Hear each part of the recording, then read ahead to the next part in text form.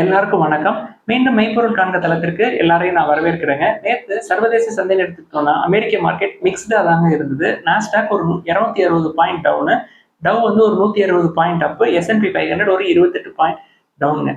என்ன காரணம் அப்படின்னா, concern related to economic growth, பொருளாதார வளர்ச்சி மந்த நிலையை அடையுமோ, இந்த ட்ரேட் வார் இருக்கு இல்லையா, மெக்சிகோ, கனடா மேல டாரிஃப், சைனா மேல டாரிஃப், தென் ரெசிப்ரோக்கல் டாரிஃப்லாம் போடுவேன்னு சொல்லிட்டு இருக்காங்க இல்லையா, இதெல்லாம் வந்து ஒரு முக்கிய காரணமா இருக்குங்க. தென் ரிசெஷன் ஃபியர் வந்து இருக்கு. Manufacturing and retail sales numbers வந்து மந்தமான நிலையை காட்டுது.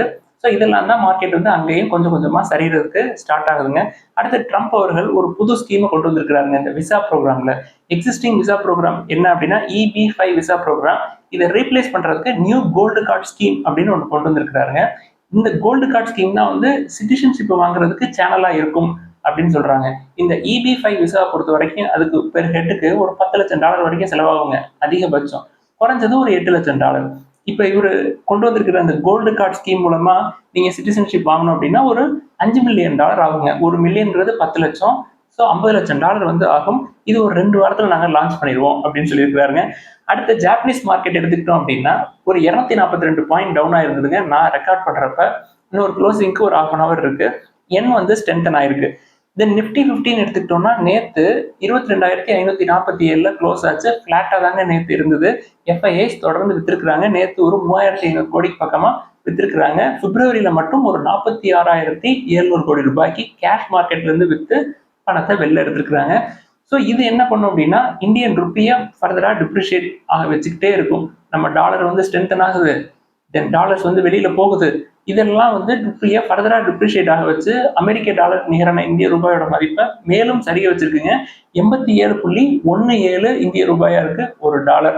பிரெண்ட் க்ரூடுன்னு எடுத்துக்கிட்டோம்னா கொஞ்சம் விலை குறைஞ்சிருக்கு, $1.5 $73.15 இருக்குங்க ஒரு பேரல். அடுத்து தங்கத்தை எடுத்துக்கிட்டோம்னா இன்னைக்கு ஒரு $25 விலை குறைஞ்சிருக்குங்க, 8,050.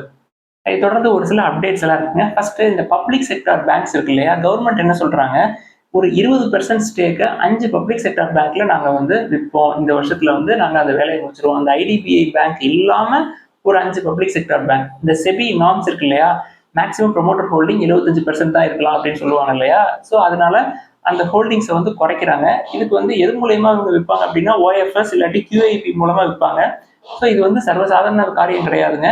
ஸோ அந்த ஷேர்ஸ்லாம் வந்து ஒவ்வொரு ஷேர்லையும் அந்த பப்ளிக் செக்டார் பேங்க்ல 20% விற்றாங்க அப்படின்னா அது எவ்வளோ ஷேர் ப்ரைஸ் குறையும் அப்படின்னு சொல்லி நம்ம பார்த்துக்குவோம். அதனால தான் நம்ம அந்த சைடு போறதே இல்லைங்க. அடுத்து டாடா மோட்டார்ஸ்ல ஒரு அப்டேட்டுங்க. டாடா மோட்டார்ஸ்ல ஒரு வேரியன்ட் டாடா அவென்யா அப்படின்னு சொல்லிட்டு ஒரு வேரியன்ட் ஃபினான்ஷியல் 27ல நான் வந்து ரோல் அவுட் பண்ணுவோம் அப்படின்னு சொல்லியிருக்காங்க. ப்ரைஸ் வந்து 25 to 30 lakhs இருக்கும் அப்படின்னு சொல்லி டாடா மோட்டார்ஸ்ல நெருக்கமா இருக்கக்கூடிய சிலர் வந்து பேசிக்கிறாங்க.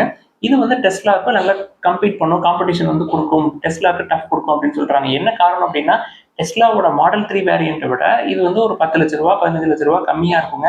இந்த அவென்யா பிராண்டை பொறுத்த வரைக்கும் அல்ட்ரா ஃபாஸ்ட் சார்ஜிங் ஃபெசிலிட்டிஸ் இருக்கும். ஒரு தடவை சார்ஜ் பண்ணோம் அப்படின்னா அது 500 கிலோமீட்டர்ஸ் போகும், ஒரு 30 மினிட்ஸ்க்குள்ள கம்ப்ளீட்டா சார்ஜ் பண்ணிடலாம் அப்படின்னு சொல்றாங்க. டெஸ்லாவை பொறுத்த வரைக்கும் அதோட மாடல் 3 வேரியண்ட்டே வந்து ஒரு 35 40 லட்சம் வரைக்கும் இருக்கும் அப்படின்னு பார்த்தோம் இல்லையா. எங்க இருந்து இது வருது அப்படின்னா இன்னும் 2 மாசத்துல பெர்லின்ல இருந்து வருதுங்க. பெர்லின்ல அவங்களுக்கு ஒரு ஜிகா ஃபேக்டரி இருக்கு. அங்க இருந்து ஃபுல்லி ஃபர்னிஷ்டு ஸ்டேட்ல வருதுங்க. டெஸ்லா ஷேர்ஸை பொறுத்து எடுத்துக்கிட்டோம் அப்படின்னா கடைசி ஒரு 10 நாள்ல பயங்கரமா கீழே விழுந்திருக்கு. டெஸ்லாவோட மார்க்கெட் கேபிடலைசேஷன் 1 ட்ரில்லியனை விட கீழே குறைஞ்சு வந்திருக்குங்க. என்ன காரணம் அப்படின்னா ஈரோப்ல அவங்களோட சேல்ஸ் பயங்கரமா அடி வாங்கியிருக்கு. 45% குறைஞ்சிருக்குங்க ஜனவரியை பொறுத்த வரைக்கும். பட் ஈரோப்ல EV சேல்ஸ் சூப்பரா இருக்கு. 37% வந்து EV சேல்ஸ் நல்லா இருக்கு. அடுத்து இண்டஸ்இண்ட் பேங்க்ல ஒரு அப்டேட்டுங்க. இண்டஸ்இண்ட் பேங்க்கு ஒரு GST டிமாண்ட் நோட்டீஸ் வந்து வந்திருக்குங்க. எவ்வளவு அப்படின்னா 21.62 crores இன்க்ளூடிங் பெனால்டி. எதற்காக அப்படின்னா ஷார்ட் பேமெண்ட் ஆஃப் GST அப்படின்னு சொல்றாங்க. அடுத்து வருண் பீவரேஜஸ்ல ஒரு அப்டேட்டுங்க. வருண் பீவரேஜஸ் போன வருஷம் 2024 நவம்பர் 13 ஒரு அக்ரிமெண்ட் போட்டிருந்தாங்க. அதாவது SBC பீவரேஜஸ் அப்படின்ற ஒரு கம்பெனியில 100% ஸ்டேக்கை ஒரு 127 கோடி ரூபாய்க்கு நாங்க வந்து வாங்குவோம். இதோட கம்ப்ளீட் அக்விசேஷன் பிப்ரவரியில முடிஞ்சிடும் அப்படின்னு சொல்லியிருந்தாங்க. அந்த அக்விசேஷனை கொஞ்சம் எக்ஸ்டெண்ட் பண்றாங்க. அந்த அக்ரிமெண்ட் வந்து March 31 நாங்க வந்து இந்த அக்விசேஷனை கம்ப்ளீட்டா முடிச்சிருவோம் அப்படின்னு சொல்லியிருக்காங்க வருண் பீவரேஜஸ். ஸோ இந்த கம்பெனி வந்து ஓவர் வேல்யூடுங்க. PE வந்து 60, நம்ம வந்து கன்சிடர் பண்ண முடியாது. அடுத்து மஹேந்திரா அண்ட் மஹேந்திரால ஒரு அப்டேட் வந்திருக்குங்க. Hemant Sikka, president of farm equipment sector. So மஹேந்திராவை பொறுத்த வரைக்கும் அவங்க மார்க்கெட் லீடருங்க. அந்த ஃபார்ம் எக்யூப்மெண்ட் என்னங்க, டிராக்டர் தான்.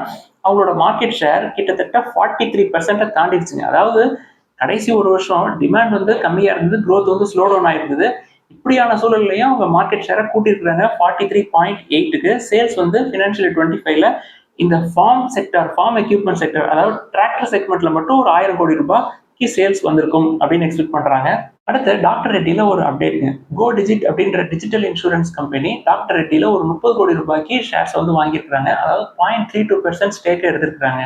இன்சூரன்ஸ் கம்பெனிஸ் பொதுவாக நம்ம பிரீமியம் கட்டுறோம் இல்லையா, அந்த பிரீமியம் எல்லாத்தையுமே ஒரு நல்ல கம்பெனிஸ், க்ரோத் அஸ்பெக்ட்ஸ் உள்ள கம்பெனிஸ், அண்டர் வேல்யூ கம்பெனிஸ்ல பார்த்து இன்வெஸ்ட் பண்ணுவாங்க.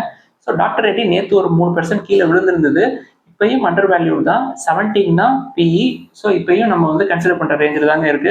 ஸோ இந்த கோ டிஜிட் ஜென்ரல் இன்சூரன்ஸ் கம்பெனின்னு எடுத்துக்கிட்டோம்னா அதுவும் வந்து ஓவர் வேல்யூட தாங்க இருக்கு. பிஇ 77ல இருக்கு, டெட் டு ஈக்விட்டி 0.13. அது கூட ஓகேங்க, பட் வேல்யூவேஷன்ஸ் அதிகமா இருக்கு.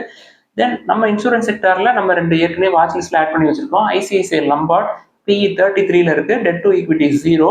அது இன்னும் குறையிறப்ப 30 டச் பண்றப்ப நம்ம வந்து அதை கன்சிடர் பண்ண ஆரம்பிக்கலாம். அடுத்து ஸ்டார் ஹெல்த் 30 இறங்கி கீழே வந்துருச்சு, பிஇ 27க்கு வந்துருச்சு, டெட் டு ஈக்விட்டி 0.07 தான். இன்சூரன்ஸ் செக்டரை பொறுத்த வரைக்கும் ஃபாரின் டைரக்ட் இன்வெஸ்ட்மெண்ட்ஸ் நம்ம 74% கேப் பண்ணி வச்சிருந்தோம். இதை வந்து இப்ப சமீபத்தில் யூனியன் பட்ஜெட்ல நிர்மலா சீதாராமன் அவர்கள் அதை 100% 74ல இருந்து இன்க்ரீஸ் பண்ணிட்டார் இல்லையா. இது வந்து ஃபாரின் டைரக்ட் இன்வெஸ்ட்மெண்ட்ஸ் நிறைய உள்ள வர்றதுக்கு, இன்சூரன்ஸ் செக்டர்ல வர்றதுக்கு இது ஒரு வாய்ப்பா அமையுங்க. நம்ம இந்தியாவில் நம்ம ஒரு தீம் வந்து ஏற்கனவே வச்சிருக்கோம், இன்சூரன்ஸ் ஃபார் ஆல் அப்படின்னு சொல்லிட்டு அதுக்கு ஒரு டார்கெட் செட் பண்ணி வச்சிருக்கோம் 2047. ஸோ நெக்ஸ்ட் 25 இயர்ஸ்க்கு இந்த செக்டர் நல்ல க்ரோத் ப்ராஸ்பெக்ட்ஸ் இருக்கும் அப்படின்னு தான் நம்ம 2 கம்பெனி எடுத்து வச்சிருக்கோம். அடுத்து ஒரு சில கேள்விகள்லாம் கேட்டிருக்காங்க, அதெல்லாம் பார்ப்போங்க. ஃபர்ஸ்ட் ஹீரோ மோட்டோ கார்ப்ல என்ன கேட்டிருக்காங்கன்னா, நம்ம வந்து 4200 300 இருக்கிறப்ப பிஇ வந்து 20 தொட்டுருச்சு, நம்ம வந்து கன்சிடர் பண்ணலாம் அப்படின்னு சொல்லி லிஸ்ட்ல ஆட் பண்ணோம். இப்போ என்ன சார் திடீர்னு 3250 வரும் அப்படின்னு சொல்றீங்களே அப்படின்னு கேட்குறாங்க. நம்ம வந்து ஃபர்ஸ்ட் டைம் ஹீரோவை பத்தி பேசுறப்பயே பழைய வீடியோக்கள்ல இருக்குங்க, யூபிஎஸ் வந்து 3250 3300 வரைக்கும் வர்றதுக்கு சான்ஸ் இருக்குன்னு சொல்லியிருக்கிறாங்க. இப்ப பிஇ வந்து நல்ல வேல்யூவேஷனுக்கு வந்திருக்கு, டெட் டு ஈக்விட்டி ரொம்ப கம்மியா இருக்கு, அதனால நம்ம வந்து இப்ப கன்சிடர் பண்ணலாம் அப்படின்னு சொல்லியிருந்தோம். இது வந்து இறங்கவே இறங்காது அப்படின்லாம் கிடையாதுங்க. இதே மாதிரிதான் டாடா மோட்டார்ஸ்ல என்ன சொல்லியிருந்தாங்க, யூபிஎஸ் வந்து 825க்கு வரும்னு சொல்லியிருந்தாங்க. அதோட ஷேர் பிரைஸ் ஒரு 1000 கிட்ட இருந்தப்ப இப்ப 660 வரைக்கும் வந்துருச்சுங்க. ஸோ யூபிஎஸ் சொன்ன லெவலை விட கீழே இறங்கி போகலாம். அதாவது யூபிஎஸ் வந்து ஹீரோ மோட்டர் கார் பொறுத்த வரைக்கும் 3300 வரும் வாய்ப்பு இருக்கு அப்படின்னு சொல்லியிருக்காங்க. 2500 போகாதுன்னு அவங்க சொல்லலை. அடுத்து ஐஆர்பி இன்ஃப்ராஸ்ட்ரக்சர் டெவலப்மெண்ட்ஸ் அப்படின்ற கம்பெனியை பத்தி கேட்டிருக்காங்க. நம்ம பெரும்பாலும் infrastructure company, road infrastructure, construction அந்த சைடு போகவே மாட்டோம். இந்த கம்பெனியை பத்தி கேட்டிருக்காங்க. 55% வந்து ஷேர்ஸை பிளஸ் பண்ணி வச்சிருக்காங்க ப்ரொமோட்டர்ஸ். டெட் டு ஈக்விட்டி ரொம்ப அதிகமா இருக்கு, 1.36 இருக்கு. நான் அந்த சைட்லாம் போறது இல்லை, ஜாக்கிரதையா இருங்க. அசோகா பில்கான் லிமிடெட் அப்படின்ற கம்பெனியை பத்தி கேட்டிருக்காங்க. ஸ்மால் கேப் கம்பெனி, அதுக்கும் டெட் டு ஈக்விட்டி ஜாஸ்தியா இருக்கு, 2.42.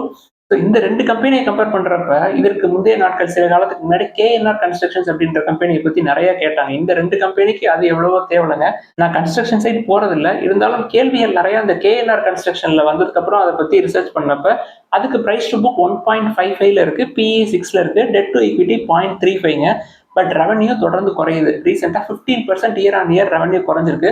ஸோ அந்த 2 கம்பெனிக்கு இந்த கம்பெனி தேவையில்லைங்க. உங்களுக்கு கன்ஸ்ட்ரக்ஷன் செக்டார் கண்டிப்பா வேணும் அப்படின்னா நான் இந்த சைடு போக மாட்டேன். அது எவ்வளவு வேல்யூவேஷன் சூப்பரா இருந்தாலும் கன்ஸ்ட்ரக்ஷன் சைடு, டெலிகம்யூனிகேஷன், தென் ஏர் டிரான்ஸ்போர்ட் அந்த சைடு நம்ம போறதில்லை. அடுத்து ஐடிசியில டிவிடெண்ட் வந்துருச்சான்னு கேட்டிருக்காங்க. ஐடிசியில இன்னும் டிவிடெண்ட் வரலங்க. ஹீரோக்கு மட்டும்தான் இப்போதைக்கு நம்மளுக்கு டிவிடெண்ட் வந்திருக்கு. மேபி நெக்ஸ்ட் மந்த் 6 to 8, 12க்குள்ள நம்மளுக்கு டிவிடெண்ட் வந்துடும்.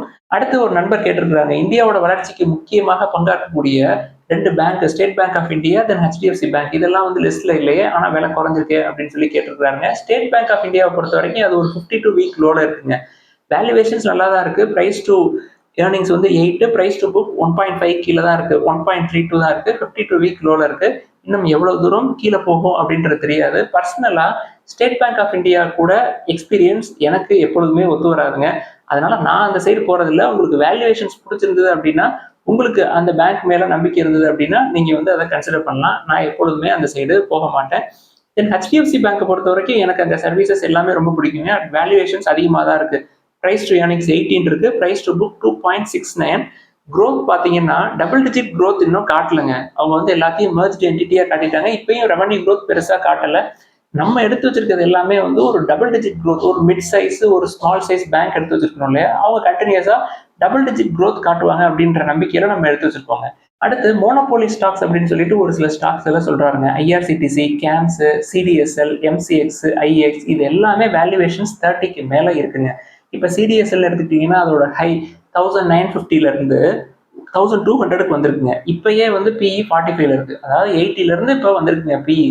ஸோ ஹையர் வேல்யூஷன்ஸ்ல போயிட்டு நம்ம மாட்டிக்கூடாதுன்னு நம்ம எப்பொழுதுமே சொல்லுவோம் இல்லையா? அதனால நான் வந்து இன்வெஸ்ட்மெண்ட் பாயிண்ட் ஆஃப் வியூல லோயர் வேல்யூவேஷன்ஸ்ல இருக்கிறது தாங்க நான் பார்ப்பேன். உங்களுக்கு வந்து இதெல்லாம் கண்டிப்பா வேணும் அப்படின்னா லார்ஜ் கேப் லோயர் வேல்யூவேஷன்ஸ்ல நம்ம கன்சிடர் பண்றோம் இல்லையா? அதுல டிவைடெண்ட்லாம் வரும். அந்த டிவைடெண்ட் எடுத்து வேணா உங்களுக்கு விருப்பம் இருந்தா இதுல எதுல வேணாலும் இன்வெஸ்ட் பண்ணிக்கலாங்க. நம்ம வந்து ஃப்ரெஷ் என்ட்ரிஸே உள்ள போட்டு அது பயங்கரமா கீழே விழுந்து ஹையர் வேல்யூவேஷன்ஸ்ல இருந்து கீழே விழுந்து வந்துச்சுன்னா ரொம்ப கஷ்டமா இருக்கும். அடுத்து என்ன கேட்டிருக்காரு, இவிஸ், ஏஐ, செமிகண்டக்டர், சோலார் இந்த ஏரியாஸ்ல எல்லாம் நம்ம ஏன் வந்து எதையுமே பிக் பண்ணாம வச்சிருக்கிறோம் அப்படின்னு சொல்லி கேட்டிருக்காரு. இதை வந்து நம்ம கன்சிடர் பண்ணலாம்ல அப்படின்னு சொல்லி கேட்டிருக்காருங்க. கரெக்ட் தான். நம்ம ஈவின்னு எடுத்துக்கிட்டோம்னா ஏத்தர் எனர்ஜி ஐபிஓ வரப்போகுதுங்க. நம்ம அதை அப்ளை பண்ணலாம் ஃபர்ஸ்ட் திங். தென் ஹீரோ நம்ம வச்சிருக்கோம். ஹீரோ ஏத்தர்ல ஒரு 37.7% ஸ்டேக்கை வச்சிருக்காங்க. என்னைக்கு இருந்தாலும் ஏத்தர் ஹீரோவுக்கு தான். அடுத்து அமர் ராஜா நம்ம வாட்ச் லிஸ்ட்ல இருக்கு. 1000 கீழே போனா நான் கன்சிடர் பண்ணுவேன் அப்படின்னு சொல்லிட்டேன். இது இவியை பொறுத்த வரைக்கும். அடுத்து சோலார்னு எடுத்துக்கிட்டோம்னா டாடா பவர் நம்ம லிஸ்ட்ல ஆட் பண்ணிட்டோம். ஸோ டாடா பவர்க்குள்ளேயே டாடா பவர் ரினியூவபிள்ஸ் அப்படின்னு சொல்லிட்டு ஒரு சப்சிடரி கம்பெனி இருக்கு. Then Tata power EV charging stations எல்லாம் இன்ஸ்டால் பண்ணிட்டு இருக்காங்க அப்படின்றத நம்ம ஏற்கனவே பார்த்துருந்தோம். தென் ஹீரோ ஃபியூச்சர் எனர்ஜிஸ் அப்படின்ற ஒரு கம்பெனி ஐபிஓ வரப்போகுது. அதையும் நம்ம வந்து அப்ளை பண்ணலாங்க. செமிகண்டக்டர் அப்படின்னு எடுத்துக்கிட்டோம்னா நம்மளுக்கு ஹீரோ எலக்ட்ரானிக்ஸ் தென் டாடா எலக்ட்ரானிக்ஸ் இது ரெண்டோட ஐபிஓ வரும். ஃபர்ஸ்ட் டாடா எலக்ட்ரானிக்ஸ் வரும்.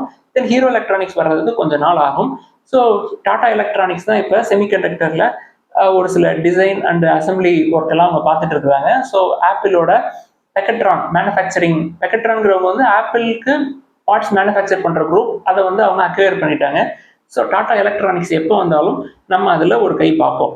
அடுத்து ஆர்டிஃபிஷியல் இன்டெலிஜென்சி சைடு அப்படின்னு எடுத்துக்கிட்டோம்னா நான் டாடா எலக்ஸியை தொடர்ந்து வாட்ச் பண்ணிட்டு தான் இருக்கேன். அது போக நம்ம வந்து ஹிந்துஜா குளோபல் சொல்யூஷன்ஸ் லிமிடெட் அப்படின்னு சொல்லிட்டு ஹிந்துஜா குரூப் கம்பெனி ஒன்று ஏற்கனவே வாட்ச் லிஸ்ட்ல எடுத்து வச்சிருக்கிறோம். ஸோ அவங்களும் ஏஐல ஒர்க் பண்ணுவாங்க. பட் மற்ற பிளேயர்ஸ் எல்லாம் கொஞ்சம் ஃப்ரண்ட் எண்ட்ல வேகமாக போனாங்கன்னா ஹெச்ஜிஎஸ் கொஞ்சம் மெதுவாக தான் போவாங்க.